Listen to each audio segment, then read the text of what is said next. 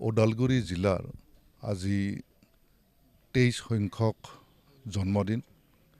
আৰু ওদালগুৰি জিলাৰ এই দিনটোত 30 অক্টোবৰ আমি ওদালগুৰি জিলা ডিষ্ট্ৰিক্ট ডে হিচাপে পালন কৰোঁ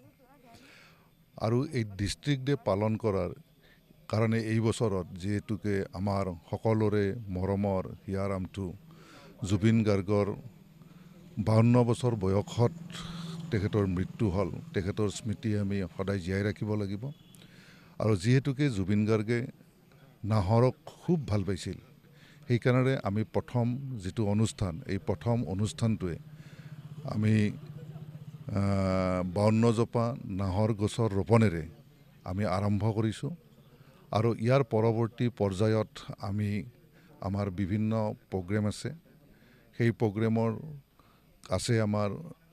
এটা কুইজ কম্পিটিশ্যন আছে আমি এইটো ওদালগুৰি কলেজত পাতিম এখন আমাৰ ছেমিনাৰ হ'ব সেইখনো ওদালগুৰি কলেজত পাতিম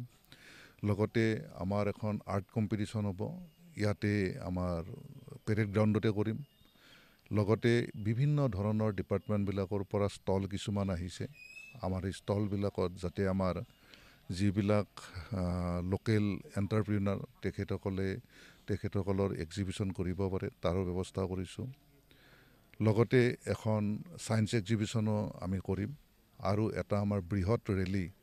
আমাৰ বিষ্ণুৰাভা অডিটৰিয়ামৰ পৰা ইয়ালৈকে ডিষ্ট্ৰিক্ট পেৰেড গ্ৰাউণ্ডলৈকে হ'ব তাৰপিছত এখন আমাৰ ইয়াতে পাব্লিক মিটিং হ'ব আৰু পাব্লিক মিটিঙৰ পিছত আমাৰ আজিৰ অনুষ্ঠানটো আমাৰ সমাপ্ত হ'ব গতিকে সকলো ৰাইজকে এই অনুষ্ঠানত অংশগ্ৰহণ কৰি আমাৰ যাতে এই ডিষ্ট্ৰিক্ট ডেটো আমি ভালকৈ পালন কৰিব পাৰোঁ তাৰে কামনা কৰিছোঁ ধন্যবাদ